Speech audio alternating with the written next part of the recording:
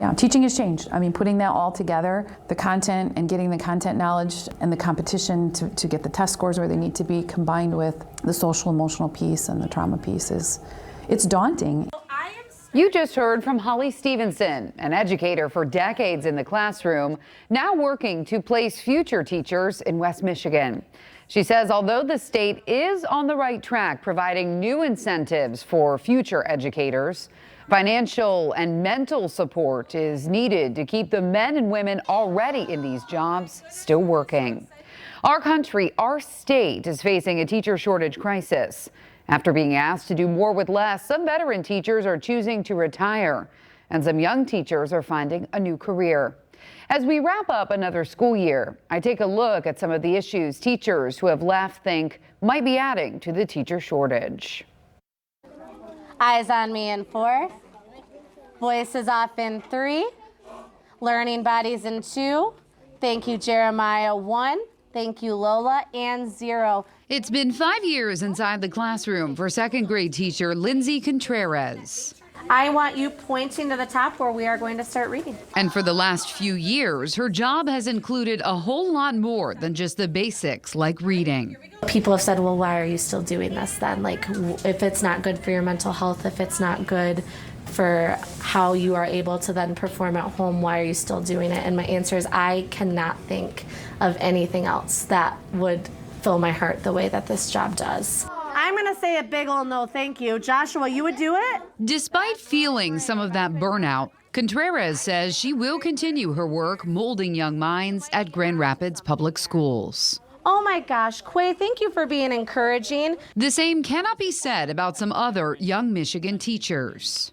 We love what we do. There's a stamina that teachers have and an energy that isn't matched everywhere. Brienne Minato was passionate about exploring story plots and writing styles inside her language arts class at a middle school on the other side of the state.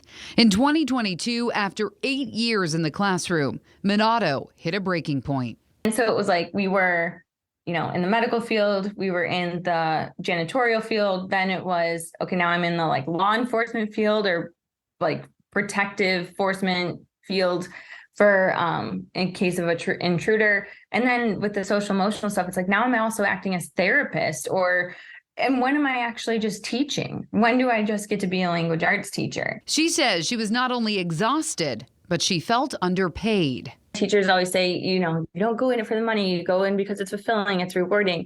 And that's so true, but I've always hated that statement because I am fulfilled, but I also went into teaching because I need a job and you need money. And scared for her safety.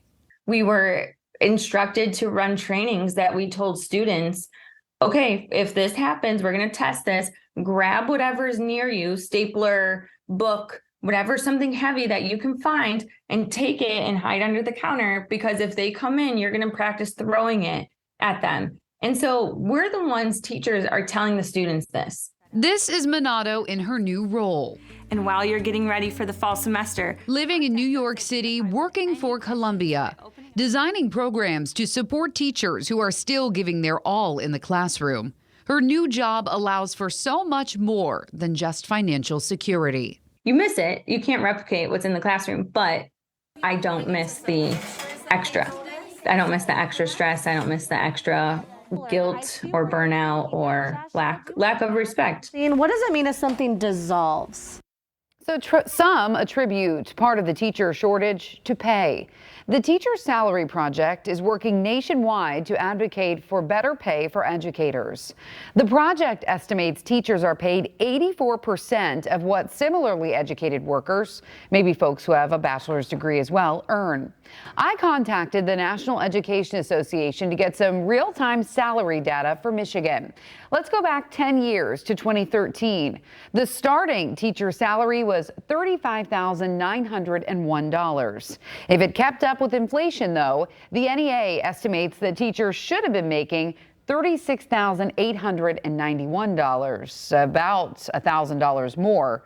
Fast forward 2022 here, teachers started at almost $39,000, a significant jump from 10 years before.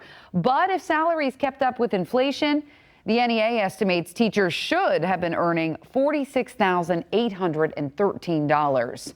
It is important to note here for the 2022 school year, average teacher salaries did jump 2.8%. That is the highest jump in these last 10 years.